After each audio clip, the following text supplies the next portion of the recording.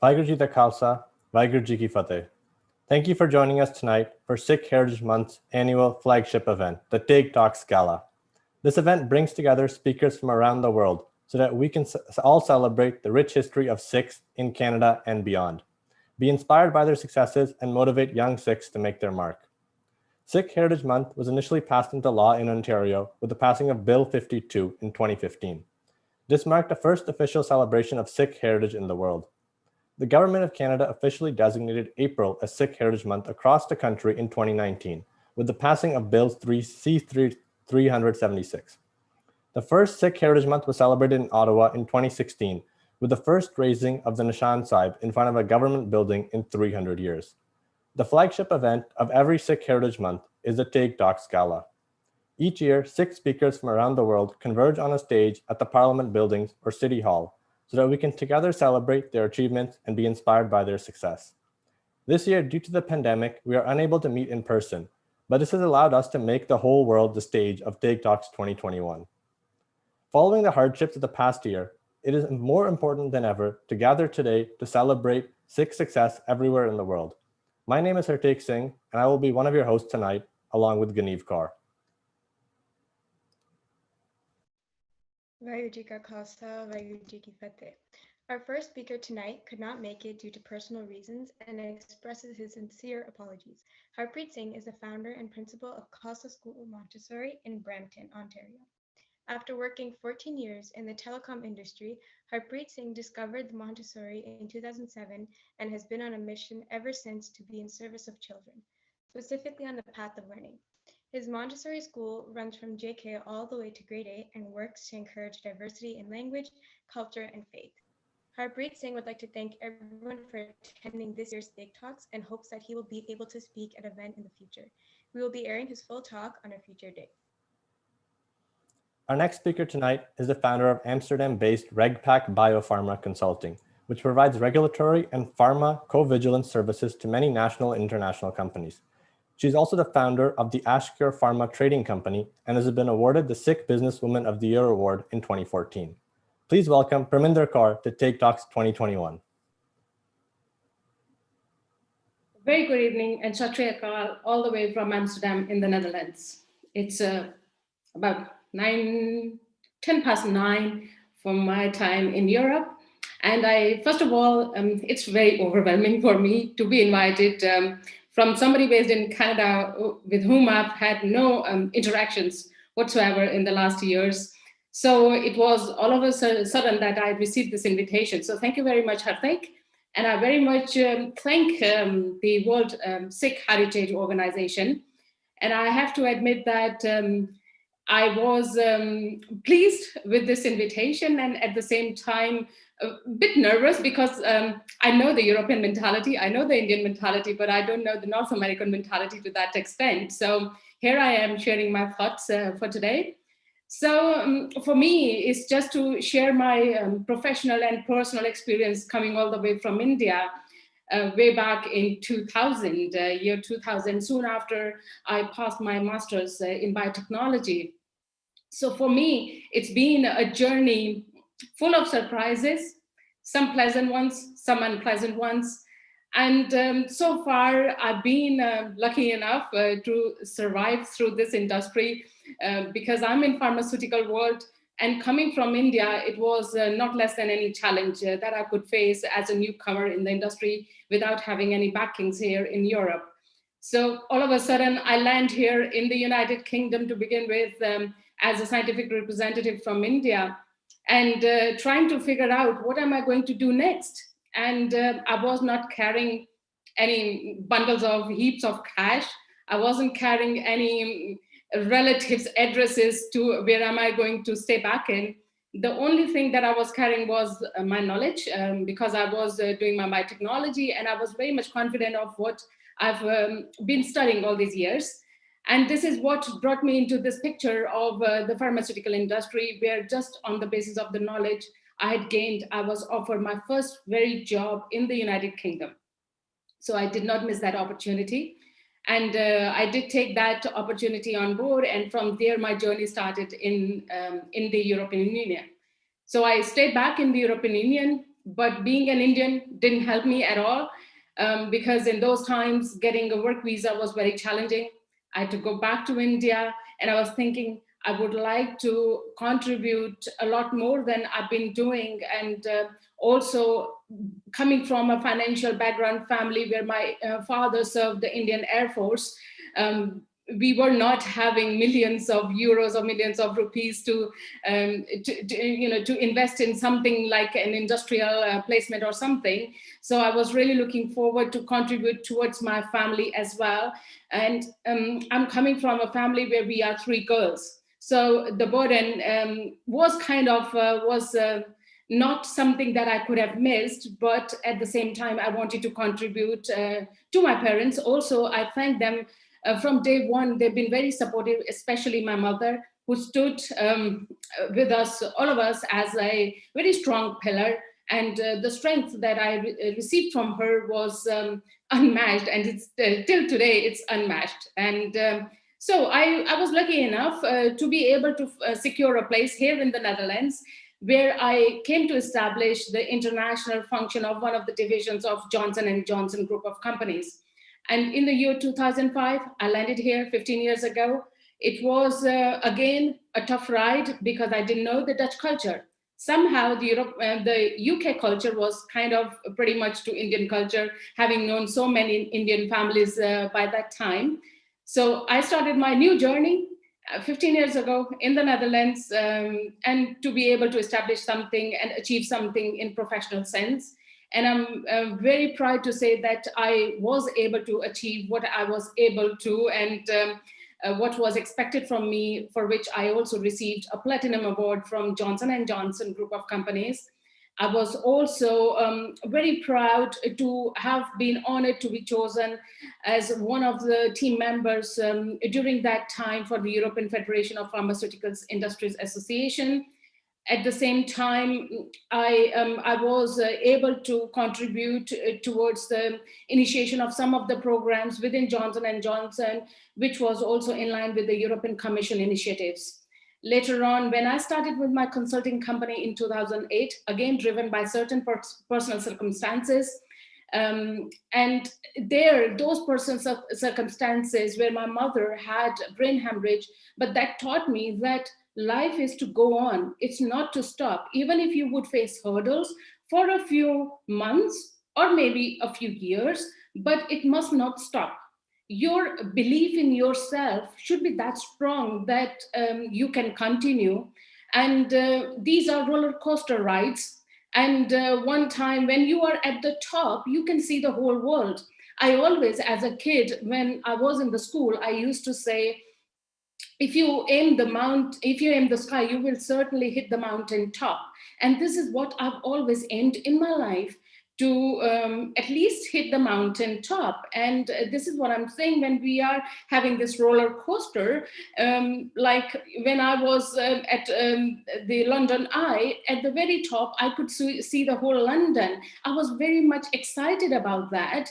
At the same time, I had the feeling that when I go down, then I will lose that view, but at least I will cherish that view forever. Similarly, in our lives, what I have seen in my life, I have really seen many such ups and many are downs, but those ups were much more stronger for me than those downs that can keep me down.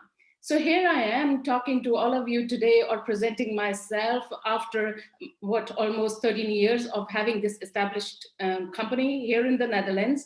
And also having made a place for myself, I've secured a name in the industry, not only in Europe now, but also in India and some other parts of the world. My consulting company is serving companies worldwide. We have very good professionals within our company, our organization. And at the same time, I've also forayed into the pharmaceutical world, where I am keen to really take into account some of the professionals who have some new initiatives, but who don't know where to start, how to start. And here I am willing to help them, to be a mentor, to be a guide, and at the same time to work along with them. So my journey, as I said, it's not less than any kind of experiment as we had seen in our labs. And also knowing the European Commission, where I have also achieved a lot in terms of investing in some of the initiatives related to the new medical innovations, that also give me a good backing in terms of the network. And I'm really proud to say that here I'm as a Sikh woman who didn't have the backing, but I'm here today, still surviving, still riding high on success. And I'm very, very happy to share my journey with all of you. Thank you very much. Sat Shri Akal, and a very good evening. Well, I think I can speak for the whole audience when I say that your speech was very inspiring to all of us. So there's a lot of questions that that the audience had, so I think we'll just get right into it. So the first one is, so what was your family's reaction to you getting the award of Sikh Businesswoman of the Year? It was something out of this world. Nobody had expected that. But yes, my family had faith in me. So they, as I said, they've been strong pillars. And still today, they were also, even for today, they were excited. At that time also, they were very happy and excited and pushing me forward to achieve many more successes in the future. I think there's a couple of questions related around like bias and your struggles in the workforce. So I guess one of them would be, so did you feel that being a Sikh woman hindered your success and like your job opportunities in the biotech industry? I won't say being a Sikh woman, but yes, I have faced the discrimination being an Indian. Mm-hmm. And it was very obvious where even though I was having all the right skills, but was not given the opportunity. However, that did not let me down. It only helped me brushing my skills even better, so that next time when there is an opportunity, then I can challenge the choice made by the company or whosoever is the decision maker. Mm-hmm. So would you have like any like tips to give people right now that are listening, like what they should do if they feel like they're not getting the opportunities that they deserve just because of who they are? I would say have patience and have faith in yourself, faith in your skills. I'm sure that if you're not being recognized today, there is a reason for that. There is always a reason for something. Maybe something good is waiting for you. Like in my case, of course, I was not able to get the promotion, but at the same time, I knew that I could, that was the opportunity where I could learn everything from scratch because the head of that function didn't come from a scientific background. So for me, it was also an opportunity to learn more and more and then be able to secure a better job. And I would say, please try to brush up your skills and try to learn as much as possible during those circumstances. And if you're not happy, the one mistake I did, because I was not belonging to this culture, first of all. Secondly, I was very young, not knowing what's going to happen. I did not say anything. I did not react against it. But please speak up. We have our right. We have a strong motivation to present ourselves. So I would suggest speak up to whatever wrong is happening or whatever bias you are facing. Mm-hmm. Yeah, that's a good response. And I think that's something that all of us can take to heart and help in our job paths as well. So another question that we have is, so what's next for you? So like, what are you working on? And do you want to shed some light on like what the future plans and projects that you're looking at doing? Right. So my consulting, as I said, it's already ongoing. And like any consulting company, we are serving the pharmaceutical companies. But as I said, Ashcure Pharma is not only a trading company. It started as a trading venture for me, but it's dedicated to my daughter, Ashveen Kauraliwalia. So she is my lucky charm, I would say. And she's the one who's always motivating me to achieve something. And right now, the motivation I'm getting from her is that I should do something for Alzheimer's disease. The reason why she has chosen Alzheimer's is that she was watching something on the television where it was shown that patients with Alzheimer's, they don't remember anything. And then she asked me a question, if somebody has something like this, can they also forget their children? And that was a tough question for me. And there are two disease areas which are very close to my heart. One is the CNS, whereby we have Parkinson's, we have Alzheimer's. And then the other one is oncology, which is the cancer field. And these are very, very important to me because I lost my maternal grandfather because of these areas. And these are my focus areas for my future through AshCure, whereby I would like to work in these areas to develop something for the really the patients who really need some improvement in those areas. Claiming a treatment would be rather difficult at this moment in time. At least improving some of the disabilities that are being faced by these patients. I've seen it very closely, and that is what is motivating for me to do something in memory of those I've lost, my dear ones, and that's my next venture. I think a question that I would like to add, right now, what I'm doing in order to bring those therapies here is I'm working on medicinal cannabis. And that's one of the areas which I would like to also focus, considering the CNS areas. And working in Europe, it's a very regulated industry, as you would understand. Working closely with the European Commission and the European Medicines Agency is something that I've done recently in a similar therapeutic area. And I would like to focus more on this one. Mm-hmm.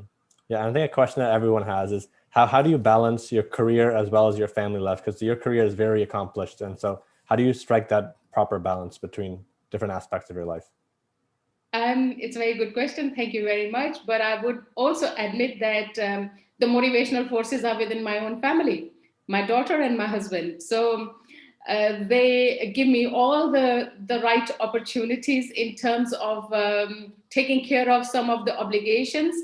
But at the same time, I'm looking at them, they feel so proud of me being recognized and achieving something in life. And as I just mentioned, my daughter is the one who's really suggesting me to focus in one area. So it makes me feel happy that she's only 9 years old, but she's already into it. And she knows that what I'm doing is ultimately maybe she will have to carry further. Right now, I'm not forcing anything on her, but yes, that's something for future. But yes, I do work very long hours because I want to make this a reality. At the same time, I do take my personal relationships very seriously, and I'm also a very homemaker and a very concerned, caring person at home. I do spend a lot of time with my family. If I'm traveling for work, then I do make it an opportunity that they travel with me so that we can spend family time together, not only the working time. That way I'm able to also have more time with them. And now I've made this office of mine just next door to my home, and so that I'm able to go in and out of my home and not very far away. So this is my way of working and balancing my personal and professional life. Yeah, also a supportive family is very important from the looks of it. Yeah. Indeed. And so there's a couple of questions kind of based on whether you plan on starting some sort of project to help people in Punjab who are girls or other young professionals in Punjab who are trying to also start up similar companies to you or like similar career paths. So do you have anything in plan to help communities like that? Yes, just recently I've been discussing with one of the universities in Punjab, since the Vice Chancellor of the university is my professor from my college days. So together we are discussing about some of the initiatives where girls or Punjabis as such, I don't want to classify just girls because Punjab is known for everyone, girls and boys equal.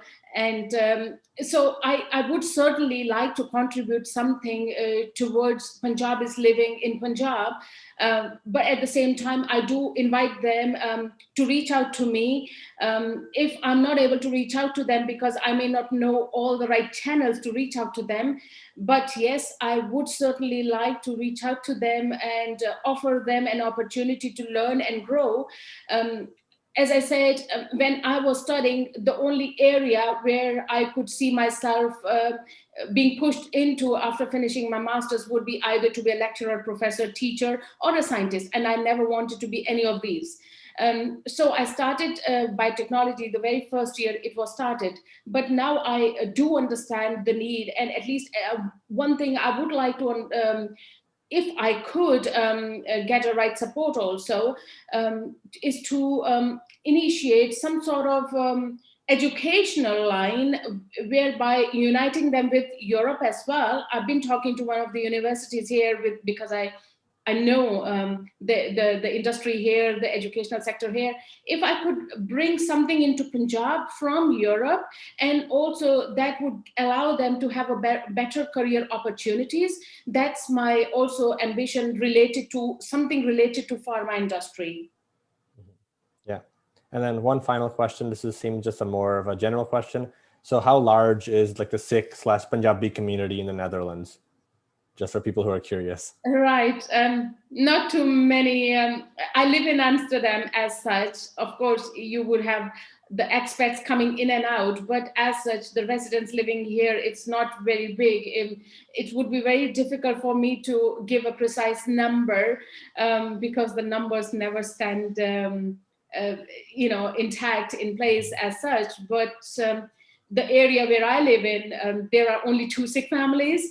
And then there are in the neighborhood areas, there are some Sikh families, but I'm not very well acquainted. But at the main, at the most here, 1 or 2,000 would be the number. Not much, not as England. There are more families elsewhere, but not in Netherlands. Well, thank you so much, Parminder Kaur, for taking the time out of your busy day to come and speak to us today. I think everyone can agree that we're all going to be looking forward to your future endeavors and projects with great keen interest, and we hope that you the best. Thank you very much. I appreciate a lot that you invited me over to share my thoughts, my journey. And once again, Sat Shri Akal to everybody. Our next speaker is the R.T. Han Sarbinder Singh, is a judge of the Court of Appeal of England and Wales. He was appointed High Court Judge in 2011 and Lord of Justice of Appeal in 2017. He is also the President of Investigatory Powers Tribunal. As Sarbinder Singh is unable to join us tonight, he has instead recorded a video message for us. Vaheguru, Vaheguru, Vaheguru, Vaheguru.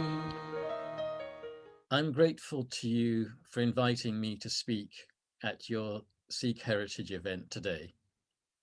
I'm sorry that the difference in time zones means that I cannot attend your event live. I have been asked to give a short description of my journey to the bench. I am a Lord Justice of Appeal, that is, a judge of the Court of Appeal of England and Wales. This is a little like the Court of Appeal for one of the Canadian provinces. One thing I would stress is that I am not a Sikh judge. I am a judge who is a Sikh. There is a difference. That distinction is important because as judges in this country, and I'm sure the same would be true of Canada, we are judges of secular courts. Different judges may have different religious views or none, but we are all impartial judges of a secular court system. We each take an oath or make an affirmation to do right to all manner of people without fear or favor, affection or ill will. My family was originally from the Lahore area. They moved to Delhi after partition and migrated to the UK in the 1960s when I was a small child. I grew up in Bristol, where I went to Bristol Grammar School, where I was fortunate to win a local authority scholarship. That gave me the platform to aim for Oxbridge. I studied law at Trinity College, Cambridge in the early 1980s. I was then awarded a Harkness Fellowship to study in the USA. I did a master's in law at the University of California at Berkeley. After returning to the UK, my longer term aim was to become a barrister, but I became a lecturer in law at the University of Nottingham for 2 years. After that, I came to London and studied for the bar and did my pupillage, that is my training as a barrister. I then practiced as a barrister between 1990 and 2011, becoming a QC, Queen's Counsel, in 2002. I think in Canada, that would be called a senior counsel. When I started practice, I did everything, including some criminal work. But I then specialized in public law, human rights, and employment law. Much of my work was on behalf of the UK government, both in domestic courts and in the European Court of Human Rights and the Court of Justice of the European Union. I also did many cases on behalf of individuals and NGOs, such as Liberty, which is the National Council for Civil Liberties. Before the Constitutional Reform Act 2005, judicial appointments in this country were made by the Lord Chancellor, a minister in the government, acting on the advice of his civil servants. Some appointments were made by the old-fashioned method known as the tap on the shoulder. However, by 2005, there was already a well-developed system for at least some appointments to be made by application in competitions administered by the Lord Chancellor's Department. For example, in 2004, I was appointed a Recorder of the Crown Court, which is a part-time judicial appointment, after an open competition conducted by the Lord Chancellor's Department. However, I was also appointed a Deputy High Court Judge in 2003 in the old-fashioned way, after a telephone call came on behalf of the Lord Chancellor. By the time I became a full High Court Judge in 2011, the appointment system in England and Wales had changed radically. As a result of the 2005 Act, all judicial appointments are made on the recommendation of the Judicial Appointments Commission. There is an open competition, depending on when vacancies are expected to arise, but usually once a year. One of the criteria used for appointment is an ability to understand the needs of the diverse communities which judges have to serve in our society. I would like to tell you a little about what I do as a judge. It is truly an honor to serve the public as a judge. We are entrusted with power on behalf of the public, which we must exercise fairly and impartially. Judges have the power to send people to prison, sometimes for very long periods of time, including life imprisonment. Judges have the power to separate families, for example, when deciding where and with whom children should live. We adjudicate on civil disputes, which can have great significance for the livelihood of an individual or a business. We also decide on disputes between the individual and the state, including in certain circumstances, the acts of the legislature. For example, under the Human Rights Act in the UK, the senior courts have the power to make a declaration of incompatibility, that is, to declare that an act of Parliament is incompatible with fundamental human rights. Unlike the Canadian Charter of Fundamental Rights, the UK's Human Rights Act does not give the courts power to strike down primary legislation. Nevertheless, in practice, Parliament has responded to such declarations by amending or repealing the incompatible legislation. Judges therefore stand as a safeguard between the rights of the individual and the potential abuse of power by the state. I myself am honored to be a judge of the Court of Appeal. I sit in both civil and criminal appeals. We usually sit in a panel of 3 judges. Often we are deciding points of law. We are, in fact, the most senior court in England and Wales. Some of our decisions, a small percentage, are appealed further to the highest court in the UK, which is the Supreme Court. This imposes a great responsibility on us, as often decisions of the Court of Appeal will settle what the law is for years to come, and according to which many people will regulate their affairs for the future. This is particularly true of criminal law, as very few criminal cases go to the Supreme Court. I am also president of the Investigatory Powers Tribunal, which is an independent court whose jurisdiction extends to the whole of the UK and considers complaints, for example, of a breach of human rights by the intelligence agencies, such as the Security Service, MI5, which has responsibility for national security within the UK, and the Secret Intelligence Service, MI6, whose responsibility lies outside the UK. This is, for obvious reasons, very important work, calling as it does for a balance to be struck between the rights of the individual, including privacy rights, and the demands of national security. I would also like to say a few words about diversity in the judiciary.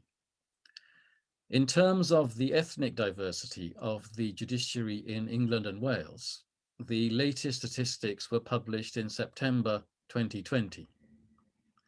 They show that as at the 1st of April 2020, 8% of the court judiciary and 12% of the tribunal judiciary were from minority ethnic communities.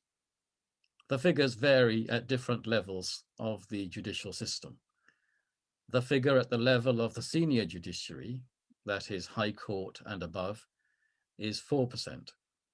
As it happens, 2 of those judges are Sikhs, Mr. Justice Saini and me. The figure for circuit judges is also 4%. The first judge from a visible ethnic minority community in the UK was a Sikh judge, Sir Mota Singh, who was appointed a circuit judge in 1982 and sat at Southwark Crown Court until his retirement in 2002. Today, we celebrate Sikh heritage. Let me say a few words about what Guru Nanak's teaching means for me. First, the importance of honest, hard work. But he also taught us that what we achieve in life is not down to our own efforts alone. There are many other people who have helped us, our parents, our teachers, and others in society. I certainly feel that I stand on the shoulders of giants, such as Sir Mota Singh, the first Sikh judge in the UK. I would not be where I am today if others like him had not opened doors that seemed firmly closed at one time. Secondly, the equality of all human beings. Guru Nanak said that there is no such thing as a Muslim or a Hindu. We are all the children of God, which of course means that every human being is my brother and my sister. Thirdly, the importance of dhan, charity. When I was in practice, I tried to make sure that at least 10% of my work was done pro bono, in other words, for free. That was one way of giving a tenth of my income to others, daswand, as Sikhs are advised to do. Last but not least, Guru Nanak taught us that it is our duty to serve others. Seva. I think this is one reason why so many Sikhs in the UK have been attracted to work in the National Health Service. More important during this pandemic than ever in its history. And if I may say so, in the law as well. The great British judge, Lord Bingham, on his retirement, said that it had been his honor to dedicate his life to the service of the law, which he described as an all but sacred flame. I think Sikhs would recognize what he meant. I too feel that sense of vocation. Thank you very much for listening, and I wish you all well.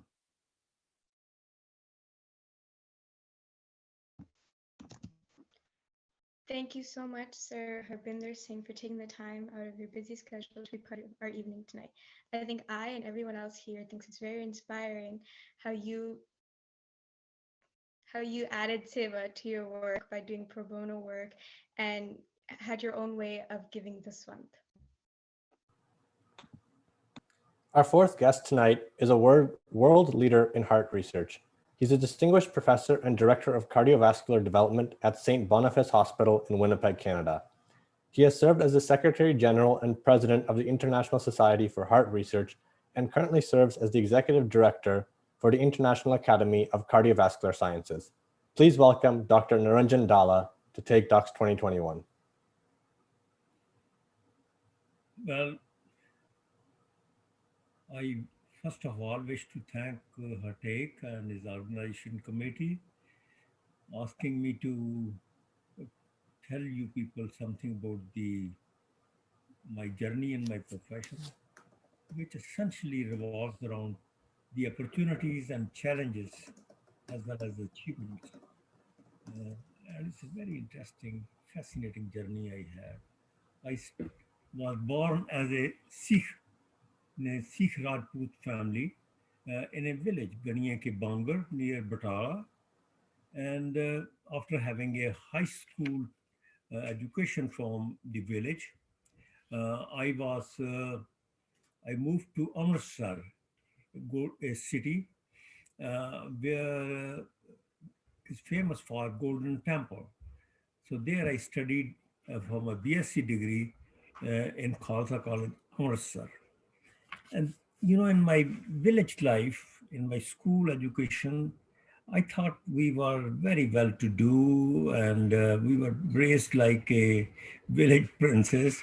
And it was a very interesting experience. But when I reached Amritsar, it became very clear to me that I was just an average student. I was from a middle class type of family, and we were not rich at all.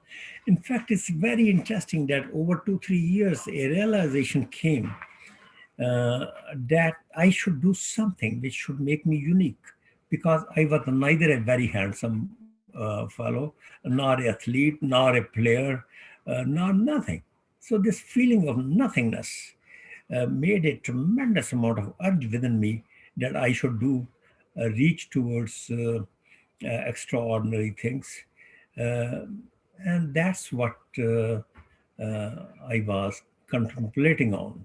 There were two things at that time which really interested me. One was a social problems which people were facing at that time. And the other was the health problems people had, too many. There was too many things. After contemplating a number of ways to do things, to achieve things, I opted for apprenticeship in medical research. I thought that will be a very noble profession to undertake, but I needed training. So I had the opportunity uh, posed to me in 1957 that I moved to New Delhi as an apprentice and stayed there for 4.5 years. I learned a lot from two people there, uh, Professor Chaman Malhotra and Dr. P.K. Das. They were really incredible people. They believed in hard work and they believed in ethics of life in general. And particularly, they had a very high ethical standards for research. So these two aspects were very important for me, and they guided my future course of this. I worked very hard. In fact, I ended up isolating two two very important drugs from Brahmi Booty and ashwagandha. And I started learning pharmacology of these drugs, and I did very well. In fact, I published 20 papers there in 4 years, and it was a very interesting experience. I was liked by people. I was liked by very many people. In fact, I was liked so much that I rose to a person as the assistant research officer, a gazetted position, with a person having no qualification, just a BSc degree. But I was asked that I must do some MSc degree while working within 2 years. And I completed the equivalent to MSc within 1 year of that. So it was a very interesting experience for me. But it's interesting that the two people came to that institute. It was the Lady Harding Medical College, just for girl, but there were some professors and people who were working there. They were male. And two people came to give lecture. One was Dr. Professor Dandia, and other was Professor Madan. And both were so much impressed by my work. That is unbelievable. Both asked me that I need a further education. They both identified that I had a great potential to be a great scientist. And they offered to recommend me. In fact, they recommended me. Professor Dandia recommended me to go to University of Toronto, and because he had education from there. And Dr. Madan, Professor B.R. Madan, recommended me to go to University of Pennsylvania. In fact, I got both admission to both places. And it was a very interesting thing that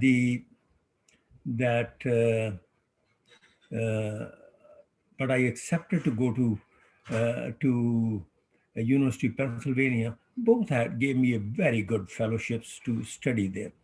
So I did my MSc degree and my PhD.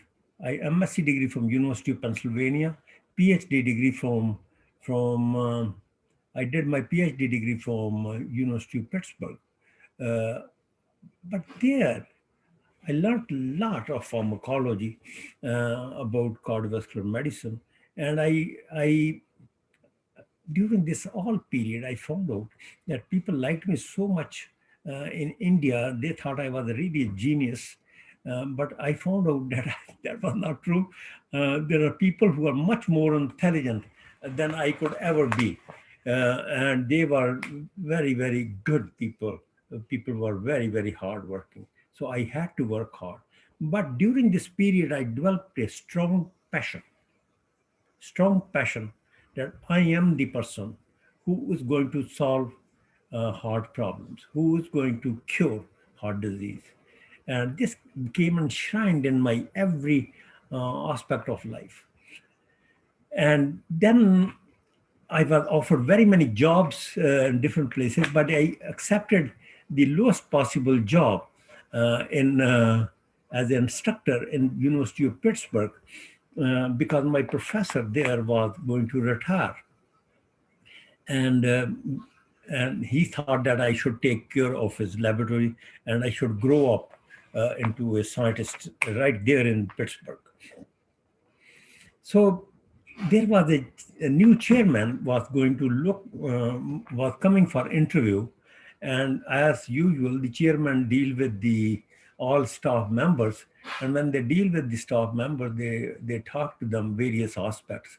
So my turn came at the end when he found out from me that I was a student of Dr. George B. Coley in University of Pennsylvania, a very famous man and a very kind person. And in fact, he told me that he was the grandfather, he was the godfather of his children. And it was a very interesting experience. This man later on became a Nobel laureate at that time. So he asked me a question. I mean, he became very friendly with me, and he was a person who asked me a question that what do I want to do in my life? And I said to him that I would like to cure heart disease. He smiled. He was a very mild-spoken person, very interesting person, very great human being. And at that time, he did not get he was not a Nobel laureate. So he told me that he looked at me and he said to me, no, I am not suitable to become a person who will cure a heart disease. I said, sir, why do you think that way? He said, I need further training. That I should learn how to find solution to the heart disease. And so from the very best. So he recommended me 2 people. So in fact, as I said to you, that a lot of people in the United States, they liked me, they wanted me. And in fact, these 2 people wanted one time or the other at different meetings, wanted me to work for them. But I was very loyal to my professor. I said, no, I will only stay with my professor to complete my PhD. But so I called one of them. In St. Louis. His name was Robert Olson, one of the most powerful medical men of that time, one of the most powerful. So I asked him, I used to, he was the chairman of a different department in Pittsburgh. And I used to call him that you look like a boss. So I said, boss man, are you willing to take me for training in heart disease? He said he has stopped taking people for heart disease. In fact, he has closed his laboratory. He has 5 other laboratories. There are 5 assistant professors working around him. But he has changed his field because he was nominated for Nobel Prize, but he could not get the Nobel Prize. And so he said, well, why to stay within heart disease? So, but he said that laboratory is available to you if you want to come. He said, what are you now? I said, I'm an instructor. He said, he can't offer me an instructor job, but he will give me the same sort of salary and thing, whatever I'm getting if I come. So within a week, I went to St. Louis, and I worked very hard. In fact, he was very fond of me. And when he was very fond of me, and then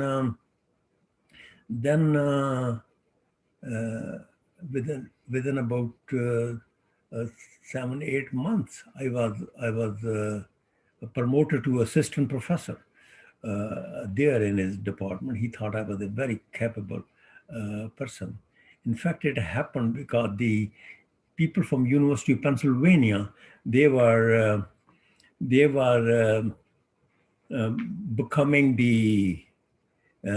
became the advisor to set up a university at University of Shiraz in Iran, and they were in charge for developing that program. In fact, George Coley, who was my professor, he was the advisor there.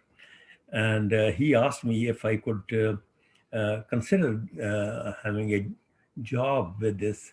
I used to tie turban in those days. And this, I said, I will consider. So these two people came, gave me a job as a chairperson in a department there in Iran.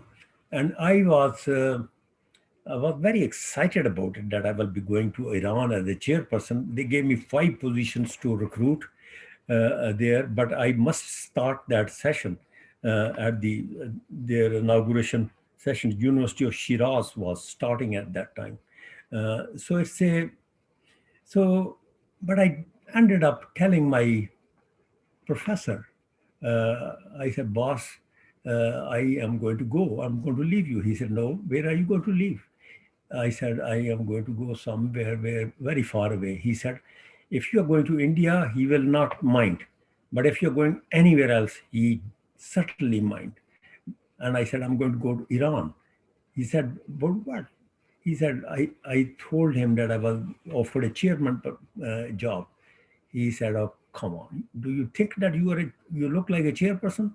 I said, no, I am not. No, I don't feel like chairperson. He said, you will be high school teacher there. You have a great potential to be a great scientist, and stick around. I will give you whatever they gave you as a chairperson. I will give you much more and make you assistant professor, with the one condition that you work in my jurisdiction.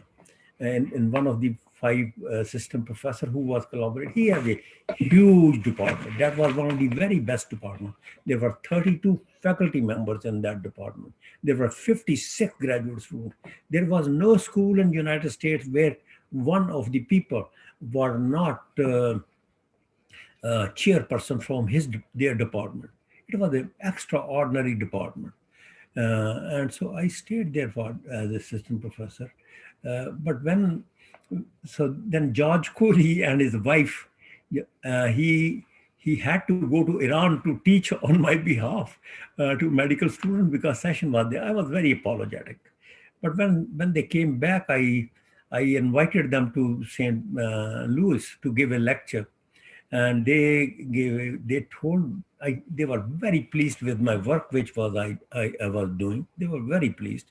And he said, I need an independent research laboratory. I need an independent research progress.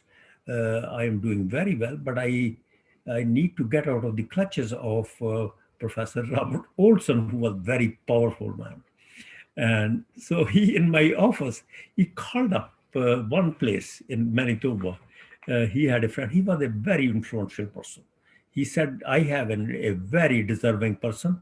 And this person, if you want to have a development in your place, this is the person you take. So anyway, the things worked out that without even looking at that place and my telling that they cannot hire me, it was very difficult for them to hire me because I had high demands. But they managed to hire me. So I came here without even looking. But when I was coming, I told also Professor Olson that I'm leaving your department. He said, where? No, this time I said, in Canada. He was very furious. He was very furious. In fact, he always saw me after 12 o'clock in the night because we used to call him a TWA professor. He was always traveling other places, but work in the evening quite a bit. And I adjusted my work. I will work up to 2 o'clock in the evening, in the morning. And it was a very interesting that he said, don't go. I said, no, I will have to go because I'm committed to them. And then I was a person who went, but I told him that I will have a collaboration with him because I started a few research projects with him and had grants.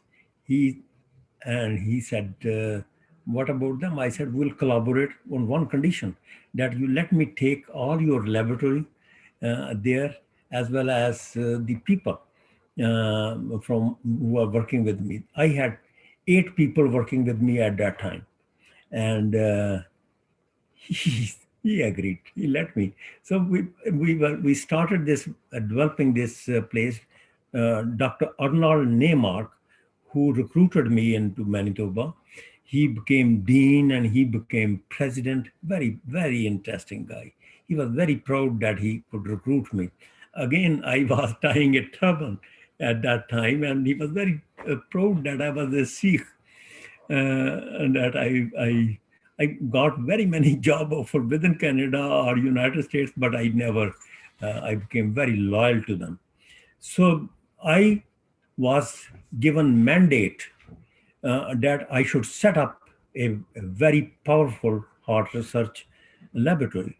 And I started with experimental cardiology laboratory, working on diabetes, heart dysfunction, working on heart failure, working on ischemic heart disease, working on stress-induced heart disease. It was an extraordinary experience for do, but I had to work very hard, very hard. Within 2 years, I made that laboratory. There were about 10 people who were working with me. In fact, the experimental cardiology laboratory became that popular all over the world that always for about more than 15 years, 18 to 22 people from all over the world came and worked just with me. Although I never worked with my own hands. Maybe I was, meant to be a director rather than an actor. So I never worked with my own, but I kept track of those people, and it was a very joyful experience. But so in 1978, it took me 10 years when I convinced government of Canada that the first Center of Excellence in Heart Research in Canada be established under my direction. They gave me 6 additional positions with me, and faculty positions that I could recruit young people. And that was a very interesting experience in 78. And then that led to St. Boniface Hospital and University of Manitoba to let me found a Institute of Cardiovascular Sciences, where I had the opportunity of recruiting numerous people.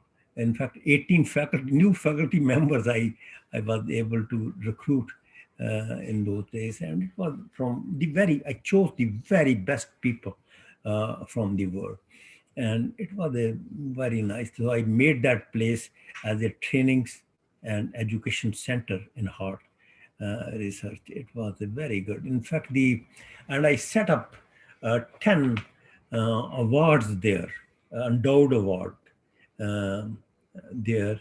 This people were so much.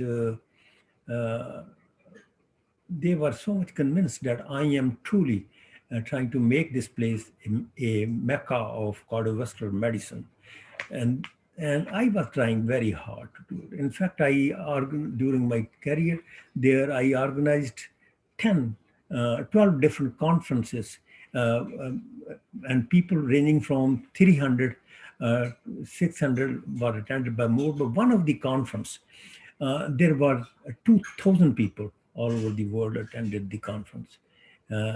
So I was a very interesting the experience, and the people there, the Institute of Cardiovascular Sciences. I named 8 endowed awards in the name of other people who helped me doing that, and the institute, and they named Niranjan Dala Awards Day in my honor, to be for every year they celebrate this. And then the St. Boniface established a chair in my honor, that Naranjan Dala chair in cardiovascular medicine. And then the city was so happy that I was promoting them quite a bit. They enshrined my statue. They installed my statue in the Citizen Hall of Fame in Winnipeg. The province was so happy. They gave me a Order of Manitoba and Order of Buffalo Hunt and the highest civilian honors. In fact, I was chosen one of the greatest Manitoban all-time by election. And that was a very, very humbling experience. The Canadian government gave me the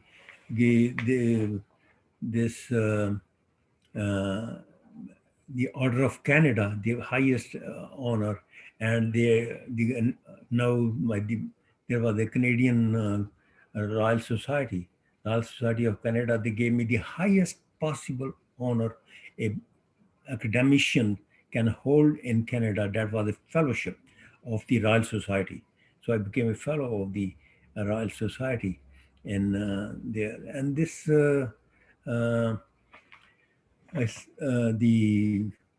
I tell you this, I was too much blessed. I published so many papers that I published 831 research papers and reviews.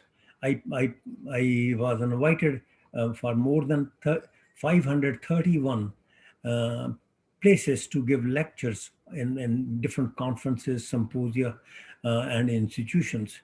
I trained 163 graduate students and the postdoctoral and visiting scientists from all over the world who are doing great things all over the world in heart research.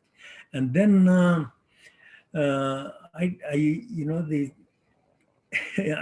think I am a blessed person. God really helped me. And 6 institutions, universities or from the world gave me the honorary doctorate degree, and 4 universities gave me the honorary professorship from different universities all over the world. So I think this is something, but all this, my success in research would not have been possible without a few people who really helped me. And then one was Dr. Arnold Neymark, and then Dr. Beamish and Dr. Henry Friesen. They became not only my bosses, not only my colleagues and very interesting, they became my very close friends and advisors. And I tell you that if you really want to succeed, have your own Neymarks, have your own Beamishes, have your own Henry Friesens. And if you want to succeed, somebody must help you in life. And there are people who helped me in my life. In addition to this, in addition to the helping for, because I wanted to become somebody very special. And I decided very early on I decided to serve the society. And I chose cardiovascular community at that time. You won't believe it. The opportunity came in such a way. The same when he became a Nobel Prize winner in Atlantic City, there were about 12,000 people were standing to see him, the Nobel Prize winner. And there were lines there.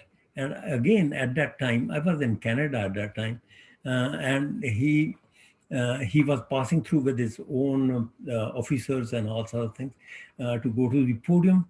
On the way of going to the podium, he stopped where I was standing, and I said, "Congratulations, Professor Axelrod, for your getting Nobel Prize." And he talked to me for about 1 minute. 1 minute he talked to me about where I was, how I was doing. And 2 people were watching me. 2 people were watching me.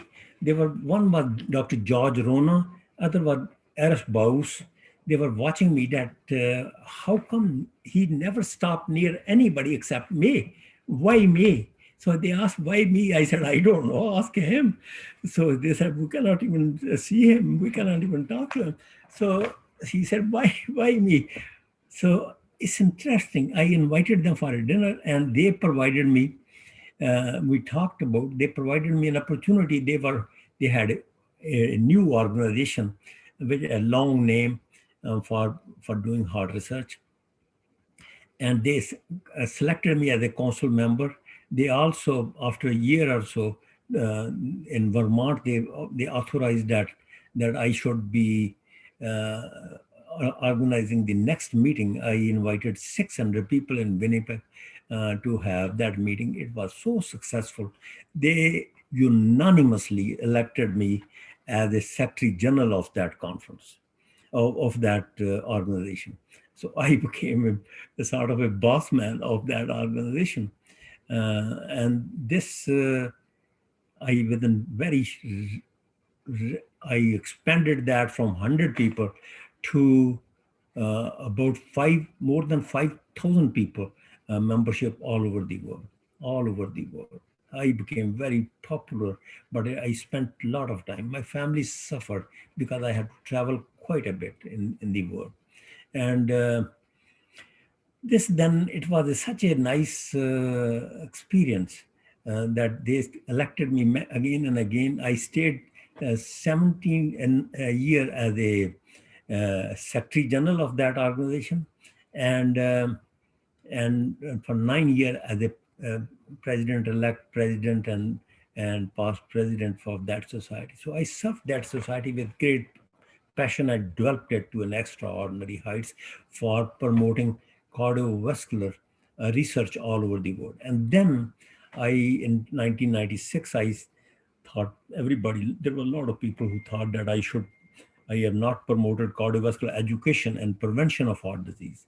So I did founded an organization called International Academy of Cardiovascular Sciences.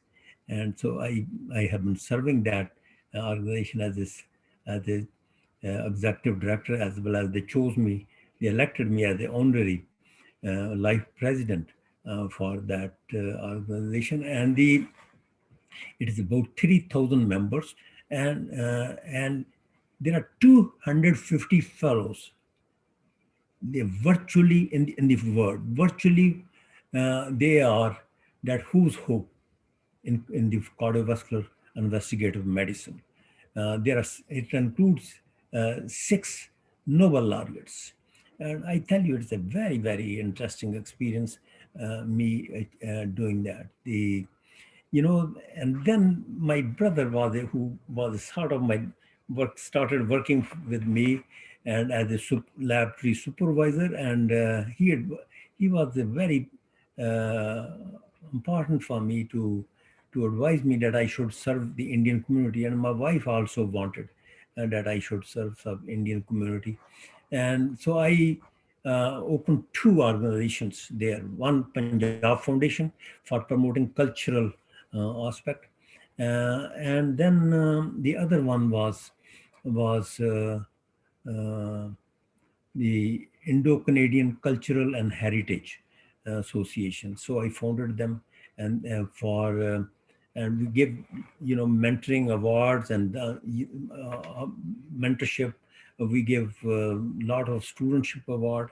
We also recognize lifetime achievement and distinguished service award from very famous people like Governor General of Canada, to many university presidents, to the first Sikh Chief Minister Dosanjh, then Senator Kochhar, Senator Marwa. And there are a number of premiers. We recognize them in HR. And I tell you, this is my whole life has been very, very interesting, and it's all would not have been possible without the inspiration I derive from my wife Ranjit, and my uh, daughter Sonia, uh, and who became a movie producer. In fact, he is producing the now she has completed two movies in Hollywood movie, but she's now planning to move some Bollywood movies.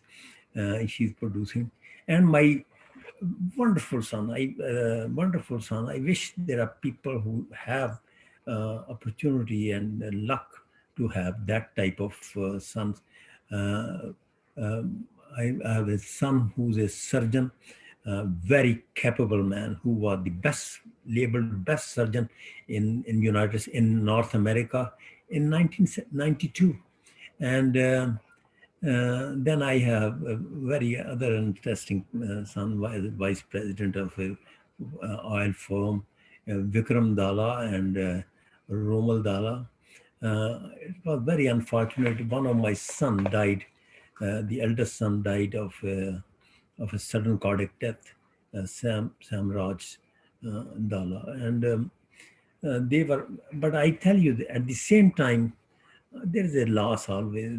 But there was a great strength. They have been my real strength, and I have a lot of extended family members, a lot of good friends who have helped. I tell you, in life, if you want to do something in life, have good friends, have very close relationship with them, have a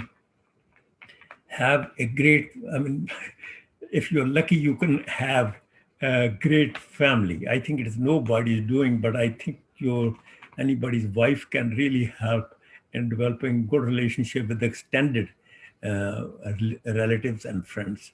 But one has to have a inspiring wife and inspiring people around you. So I think in my case, I am one of the luckiest person uh, who is the last leg of my life, but I very much want people to be much better than I could ever be. In fact, I promoted mentored so many young people to send them to different professions, medical school primarily. Many, I can't even count. I can't even count their numbers. It's a remarkable experience I have. All over the world, people have been very close friends with me. I served in India also in a very, very honorable fashion. The best I could. My father, who even after his death has been my role model. He believed in honesty, integrity, and loyalty. He was a very frank, open person, but he was an extremely hardworking person. I think these qualities were enshrined in me. I hope my telling you all these things could be helpful to some of them. Thank you very much for the opportunity you gave me to describe my travel to my profession. Thank you very kindly. Thank you, Dr. Dalla. I think I can speak for everyone here to say that we're all inspired by all of the stories and all of your achievements that you've given us. We have a lot of questions, but the first one is going to be from Parminder Kaur. Yes.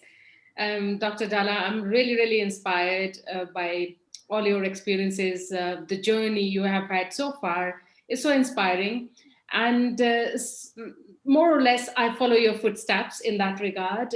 If you don't have a supportive family, nothing can be achieved. And I'm also very thankful to my family. And also, like you said, you need to have good friends. So yes, that's also very important, who could always inspire you, who could motivate you. My question to you is that I'm not sure what all you've been doing. You did mention about the cultural setups, but I'm not sure if you've been also having any areas where jointly or in a venture form, you are promoting the development of any new therapies for the cardiovascular ailments, if at all.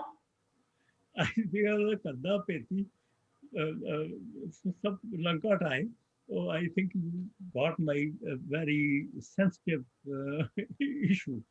Yes, I think whenever I came home, my wife, and she was, I will lie down on the couch, and my wife will say, ਕੀ ਗੱਲ ਹੈ ਮੈਂ ਕਿਹਾ ਮੈਂ ਬਹੁਤ ਥੱਕ ਗਿਆ ਆਂਦੀ ਕਿ ਤੁਸੀਂ ਕਿਹੜਾ ਤੀਰ ਮਾਰਿਆ ਅਜੇ ਤੱਕ ਜਿਹੜਾ ਕਿ ਥੱਕ ਗਏ so I think one day I came and I said ਕਿ ਮੈਂ ਤੇ ਤੀਰ ਮਾਰਤਾ I have developed a drug which will help a lot of people and it was a drug for ischemic heart disease and in fact I was talked to some people and he was already a president of a Apotex company. He resigned as a president of Apotex company and thought that he will be very useful in opening a company so he opened a company with me, Medicure company, for developing this drug. After it went all sorts of stages. I was board of directors, and even the share became very high up, $7 a share and all that. But then I was thinking that, what I will do with the money. So I resigned that. I think that I should not have. It was taking a lot of my time. And I wanted to spend my time to my development of the organization. And so I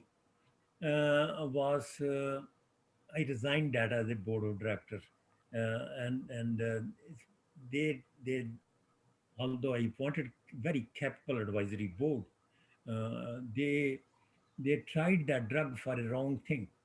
They were supposed to try it for ischemia reperfusion on the final stage, but they tried it for the protective effect in coronary bypass. And that was really a problematic, and no drug has ever successful. After spending $42 million on the fourth phase of the clinical trial, I think it was a disappointment for me that the drug failed. I was so I think you put me into this thing but on the basis of my research, there are two things I am known for. I am known for oxidative stress, and I'm known for intracellular calcium overload.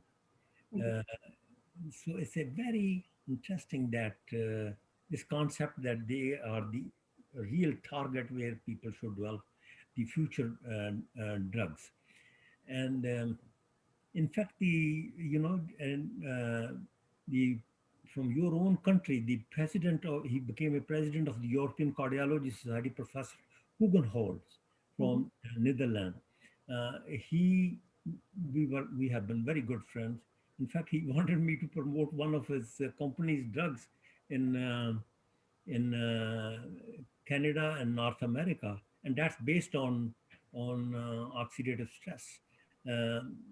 I have a very strong relationship with your country. There's a person. There's two full professors were my fellows. They got a training from me, and they went. Josh Lammers was one of them, very important person in your thing. So I think it's not written everybody's luck that they can have a seal in their name that yes, they did it. No, I did not achieve that. So I think my ambition, and that's why my ambition for curing the heart disease still is lingering, and maybe that's why I'm not retiring yet. I retired essentially, but university does not leave me. They keep me as a distinguished professor. They keep me as a distinguished professor, and I tell you this. Okay. Would you like to be my mentor in that regard then, if we could do something together? That is something outside the scope of this talk today, but maybe I would like to get connected with you offline and we can continue discussions. From where did you get your degree in biotechnology? I did it from India. Where? I did it from Bilaspur. It's Bilaspur University. I did my bachelor's from Punjab University, Chandigarh. I'm from Chandigarh, basically. Person who did promote biotechnology It was Dr. Professor Sopti who became a vice chancellor of Punjab. Indeed, indeed, indeed. He's also one of my mentors. A very, very close friend. In fact, he wanted me to associate with him and develop a book which is coming up in few months on COVID. He wanted me to get. I published 62 books. I tell you, I think there are holes in my head. I have been doing bad things. I think I should have. One should have a balanced life, not like me. Exactly. I never had a balanced life. I think as if I was married to my work rather than my family, and I think I feel bad about it at times. Try to spend some time with my family. One should have a balanced life. Not, I think I was stupid. Right. I think, Dr. Dara, I have so many other things to ask, but I would rather give opportunity to others. It was very inspiring to listen to you. Thank you very much. I'll certainly connect with you offline. Very, very kind. Thank you very Thank much. you. Thank you. And yeah, so we have a couple other questions as well, Dr. Dalla. So one of the first ones is, so like in our culture, the tendency is for people to push their children to be doctors and engineers. How do you think we can inspire children to go into research instead? Well, it's very interesting that one of my fellows, when he took the the handle of having the institute, he started a very interesting program, and I think such program should be started. He started a program. He developed a laboratory for high school students. That high school students, all high schools students come there. So about 4,000 school children have been taught for that. So this is one of the things which he started, and I think in early age, the student should be there. One of the people we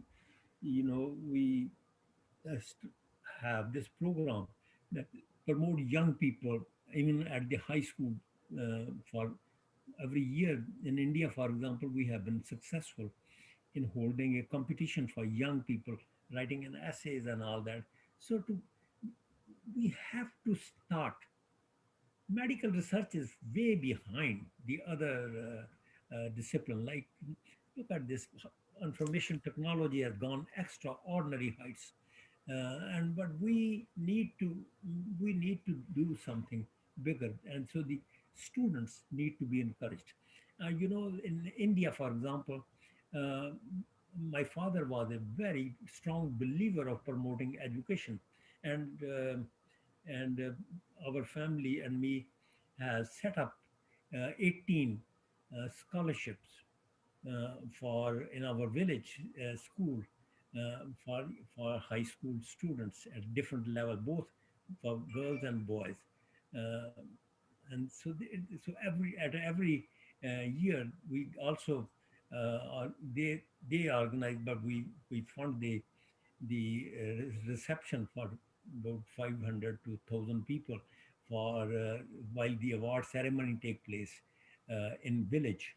And I myself have never gone, but one of my cousins, Putra, he is taking care of these type of things for our village things. So I think the people need to be encouraged at a young age. Here, Professor Tapia,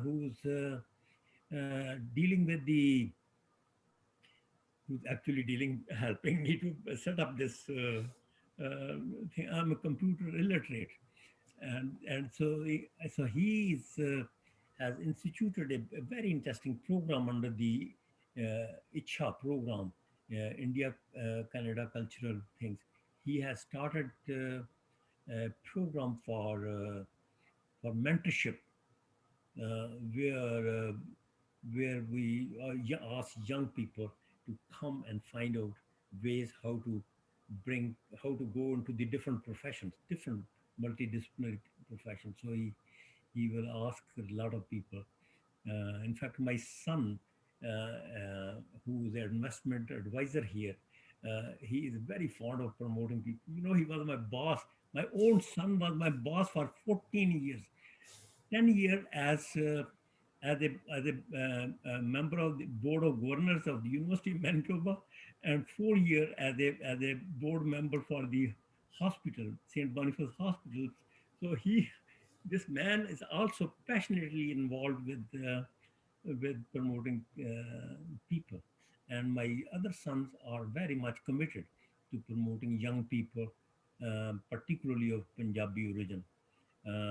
This They think that the education is the key to to to make young people go much better. Sure, a lot of our people are doing very, very good. I tried my best, but I can't even count how many people I sent to medical school. I can't even count. I don't remember their names. But there was always a lot of people every year, five, six people, uh, promoted by me, went into medical school for about 20 years, for the past 20 years. And that was a very, very joyful thing. So, encouragement of the students, setting up the awards for them, recognizing them. I was very nice to see, I tell you this. So see two young people cheering. Anytime I had the opportunity of speaking at any conference, I spoke at around more than 530 talks, but it was all people who they thought that Ranjan Dala is going to talk, so they had to be somebody has to be very special to cheer. But today I was very honored to see that two young people were cheering this session. You and Genevieve, and that's a very nice that young people, and that the way to promote future. Yeah, But I I think think it has to be built. It has to passion has to be generated by these type of things. But at the same time, it needs to be tied up with the hard work, honesty, integrity, and loyalty. That's a very essential for all of us. I think those are words that all of us should walk away with from today and will inspire a lot of young people who are here listening to this conference today. And then I guess one final question just before we end it off is, do you have any advice for the Indian community in terms of preventing heart disease, as there's a higher risk of heart disease and strokes in the South Asian community? you know, I'm a person who's very bad at giving advice. I tell you what, I there are two reasons. One of the reason is that I consider everybody else is much more intelligent and wise than I ever could be. I am not a wise person. I am a person who is not good at anything. And I think I enjoy eating the very best food available. And I take all sorts of medicine, but what can you do? That's what it is. So this is one reason that I will not give advice to anybody. I think people should have most of the things they generate from something which is not properly recognized, and that's the stress. Just like my son, my eldest son had a tremendous stress. He wanted to become a millionaire. He thought, Dad, you are a poor person. Uh, I will show you how to become very rich. And he became millionaire uh, in a very young age. He stopped doing anything. Stress was driving factor, and that's why he ended up having a heart disease. In fact, I have now, after his death, it affected me very much. I directed my attention toward. That's why I said stress-induced heart disease. I have extended a new way of looking at stress, and I think maybe somebody will create certain drugs to prevent that. But at the same time, I think a person should take life a little easy, participate in games, but don't run around like roosters, because that creates another problem. Uh, I think one should have a very beautiful life. One should meet good friends. One should see very good programs. Uh, yes, Indian people, they have a bad habit of eating too much cholesterol, or too many sweet things. And I think time has come, they should simmer down on a little bit. But cholesterol is very, very not that bad as people claim. Uh, this Robert Olson, which I talked to you about this, he was one of the three most important nutritionists of the world. There was a person from Nashville, Tennessee, Darby. There was a person from this California, from Minneapolis, and there was a person, and he was from St. Louis, and he was put as a chairman for the uh, to to set up a national committee. There was a committee in United States to set up whether cholesterol is good or bad. He His committee came up to the conclusion that cholesterol is is good as well as bad. Little bit cholesterol is required, is very essential for the body. But wherever much more cholesterol it's just like it's I also on the same concept. I also think that little bit calcium is important for cell to make health, stay healthy. But too much calcium inside the cell is bad. So I think too much of anything is bad. Moderation is the key. So what advice I can give? Indian people are too smart for me to give advice. They have done very well. I am so very honored to see in Canada and a lot of people becoming doing very good jobs, and in United States, particularly the information technology, a lot of people have become rich, very rich. I think I'm very impressed by people of Indian origin, very rich. Well, then, thank you, Dr. Dalla. I think I can speak for the whole audience in saying that the life lessons and the tips you gave all of us are going to stick with all of us. And we're all really glad that you could take the time to be here today. But thank you very much for giving me the opportunity. Our next speaker tonight is Dr. Harvinder Sahota. Dr. Sahota is the inventor of the perfusion angioplasty balloon and was the first to perform the angioplasty operations in India, Mexico, Russia, and Ukraine. He has also had his life commemorated through two books, A Hero of American Heart and Straight from the Heart. Unfortunately, a series of unforeseen circumstances have meant that Dr. Sahota had to make last-minute changes to his day today. He has therefore provided us with a short message that he would have liked to have shared personally, but will be instead read by my fellow host, Tegh. Good afternoon, everyone. First of all, I want to offer my sincerest apologies for being unable to be here in person today. Circumstances out of my control changed earlier today, preventing me from meeting all of you virtually. Second of all, I want to thank the Sikh Heritage Month Ottawa team for putting together this event to showcase the success of Sikhs from around the world. It is a much needed event to connect Sikhs, and I'm humbled when they asked me to be here today. In my absence, I have prepared a short script of some key points I wanted to address today, but I'm unfortunately unable to do so personally. As someone who grew up in India, education, hard work, and perseverance were the keys that opened many doors for me on my journey from India through many countries such as Russia, England, and finally the United States. The key message I wanted to convey today was the importance of education, role models, and involvement in the community.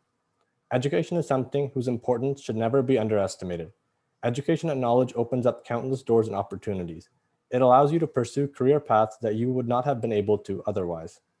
Education has been something dear to me and important for my whole life. I have never stopped learning even after I left school many decades ago.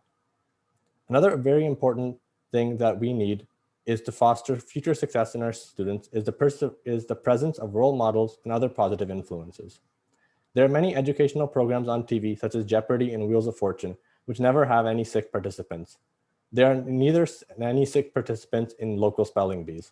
This is something that we as a community must change so that we can create positive influences for future Sikh children with juras and guts. The first step to competing in these programs is to start watching them as a family or group of friends, and then applying to compete. This would help make our Sikh community more prominent in the public eye and create a stronger image for our community. Finally, the last point I wanted to touch on today was the importance of community involvement, especially in politics. It is different here in Canada with many different Sikh cabinet ministers, but in the United States, where I am from, Sikh representation in cabinets and Congress is very low. This is something that must be changed in the coming years. This starts by becoming more involved with local politicians by volunteering on their campaign teams and working your way up to running for Congress. This is absolutely vital if we want to bring Sikhs and turbans into the forefront of national and international media. Once again, I apologize for not being able to be present today to deliver these points myself. In the future, I hope that one day I am able to be in Ottawa to take part in this amazing event. But in the meantime, I hope that my points that I discussed today are able to push our community forward. And with that, I would like to thank everyone for their time.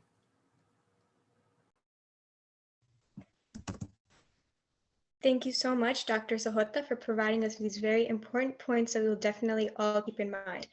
Last-minute changes due to unforeseen events do happen, and we are grateful that you were able to provide us with a written version of your talking points. We'll be posting a full recording of Dr. Sahota's talk on our YouTube channel in coming weeks. And finally, our final speaker of the night is a Sikh music therapist and community leader. She has studied under the Yogi of Sound, Professor Surinder Singh, and is a renowned musician, academic, and lecturer who is helping lead a global renaissance in Sikh spiritual music. She also served as the vice president of Raj Academy. She is considered to be the leading female rebab player of her time. As Jasveer Kaur is unable to attend tonight, she has instead recorded a video message for us. Vaheguru, Vaheguru, Vaheguru, Vaheguru. They all told me that I couldn't. I couldn't do what my brothers did. I couldn't dream like others did. I couldn't be more than the circumstances I grew up in. I couldn't be more than the fate of the women before me. That was what I heard so much growing up as a young brown girl. Being stuck in this cage of culture, shame, guilt, people's opinions, and other nonsense. I lived in that cage. I made it my home. I made it comfortable and familiar, just as I was taught to do, and it was easy. I just copied the women around me, because that's exactly what they all had done. I thought I was destined for the same fate that they had lived. I didn't want it, but I was stuck. I was stuck in this cage that had no door and no way out. I observed my peers and learned very early on that I was different to them. I was very opinionated. I wasn't afraid to call things out, where most people wanted to avoid things and have them go away quietly, which meant ignoring them. That wasn't my nature. And no doubt it got me into trouble one too many times, but I told myself it's the price you pay to do the right thing. And it was hard to be different. It was hard to be stuck on the inside and fight on the outside. And my spirit was always stronger than people could handle. And I was told so many times that that was a bad thing. I was told I need to be quieter. I need to be more responsible and conservative. And I shouldn't make a big deal about things. I should do this and I shouldn't do that. I can do this and I can't do that. That was my life. Directed by the people around me, controlled by their insecurities and dictated by their beliefs of culture and tradition, where inside this body I wasn't me. I wasn't happy, I had no voice, and I was stuck. I felt trapped.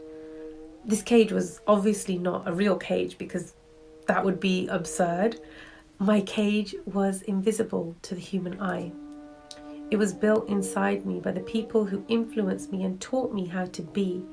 It was made up of expectations and experiences that were not my own.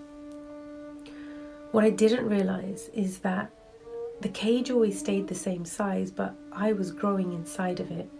One day I realized that if I don't do something soon, I'm going to suffocate inside this thing. So the despair and the desperation kicked in. I need to get out of here. I don't want to be in this cage. Get me out. That was what my insides were screaming, but no one could hear me. And the quest to find myself and the way out was at the top of my list. But how do I do this? How do I break it down? Do I cut it down? Do I burn it? Does someone else come and get me out? Do I call the fire brigade? How does this even work? I no longer had those IKEA instructions that had built this damn thing. No one actually ever uses those things, but hey, there you go. Whoever did build this thing did an excellent job, but I need to stop admiring their craftsmanship and get back on track. I need to get out. That's the goal. But what does that mean? When you've never had the chance to get to know yourself or connect with your own heart, who actually are you? Because you're not you. You're a product of what people expect you to be, and I had no clue who I was, what I was, or who I wanted to be. I had to start from zero. And so began the journey of my emotional education. Learning a brand new language, a brand new way to communicate and learn about myself and the world. But I get to be the boss of me. I get to hold the remote control and decide what I want and who I want to be. Now, this was exciting and really scary at the same time, because what it meant was that if I messed things up, and let's be real, I was going to mess things up. That's what we all do. We're meant to mess things up because that's how we learn. It meant that when I do mess things up, I've got no one to blame, no more scapegoats, and I have to be willing to take responsibility for myself and for my actions, which is scary. I took the steps along with the risk, and what I learned was that I wasn't alone. I learned that my feelings of fear, anxiety, low self-esteem, self-doubt, and pain were familiar in the language of emotions, and it means that others before me had experienced these things and mastered that pathway, meaning there was a way out, there was a tried and tested roadmap that worked and reduced the risk factor. So I was in. Sign me up. I'm ready to take this work seriously. I learnt the names of the different feelings, emotions, and moods that occupied so much of the space inside the cage. The more I studied, the more I got to know them, understand them, and then eventually communicate with them. Marge, the deep longing of the unknown and what could have been or should have been, the want for better experiences, missing the childhood I never had that my friends did have, that I so deeply felt I had deserved but never received. Jetsri, when I felt lost, was always present in my tears. When your heart aches and your only expression is to sob or cry in pain and despair, that's what Jetsri is. Gauri was my forever mindset, what they call the hungry learner, always looking at ways to improve and to do better. Ramkali was the push to find comfort in the discomfort, to know that nothing is permanent and to manage my attachment accordingly, also allowing me to flow much easier through change whenever it presented itself. Tenacity is where I desired to be carefree, worry-free, and completely trust that everything's going to be as it's meant to be. Asa is what had kept me going throughout the difficulties, tapping into the courage to stay strong and not give up and keep that flow of energy. Tilang was the one that I feared the most because of how deep it struck inside my heart and how it made the darkness within me grow and glimmer with temptation, and I was afraid of being consumed by my own darkness, and it was hard. Suhi was the power of love, which is unmatched. It kept me connected to Daya. Daya is what allowed me to find myself in this process, and these 8 new friends, along with 52 others, became my dearest and trusted companions. They were in this with me. They were there for me. They knew how to relate, listen, and understand me and my heart. Something that no one else had ever succeeded with. And it was incredible, almost magical, you could say. You might be wondering what these words mean. Where do they come from? What language is this, and what am I talking about? The language was created 550 so years ago. The language of Sikh music, of Kirtan. This emotional language was presented to the world in the form of Sri Guru Granth Sahib Ji, where we're presented with sacred wisdom in the form of the Shabad, which is enveloped in the arms of the Rag, which are the moods that I've just shared. And it's transported within the body or out of the body using music. And this curriculum was carefully designed with one specific goal: mental and emotional strength for all human beings. And it paves the way to achieve emotional empowerment by connecting our mind, heart, emotions, and expressions. It's a technology that was far ahead of its time and as powerful today as it was back then. Now, each rag evokes a specific mood, which are generated through the power of sound. And the sound acts as a vehicle to carry you through the process and the journey of that rag. The Shabad provides the deep wisdom and guidance to support you to get from where you are to where you wish to go. And when I first started doing this work, it completely blew my mind. I mean, I was in awe and deep gratitude as to the genius of the Sikh gurus to develop such a powerful mechanism that I can access to deal with my struggles even now in this day and age. And it was life-giving. My commitment to this journey deepened because I was adamant about getting out of this invisible cage, and the access to understanding the people inside this cage with me, and I mean the emotions, but we'll call them people for now. This was the process, and it was so enlightening. It gave me hope that there is a way out, and most importantly, I don't need to depend on anyone else to save me or get me out. I wanted to learn more, so I began learning the Dilruba, the heart stealer, a musical instrument that was created by Guru Gobind Singh Ji. This became my actual best friend because now I could play the rags by myself. And let's not get too excited. I mean, I wasn't a musical maestro or anything, but I was getting some sounds out of it which others may not have appreciated, but for me, it did the job. It was about getting out my emotions and making that connection and getting out of that cage, because that was always the goal. How do we achieve emotional freedom? I mean, that was the journey that no one prepares you for, no one teaches you about, but everybody wants it. And how funny is that? We all want it because something inside us tells us it's possible, but we don't know how to get it. But we do.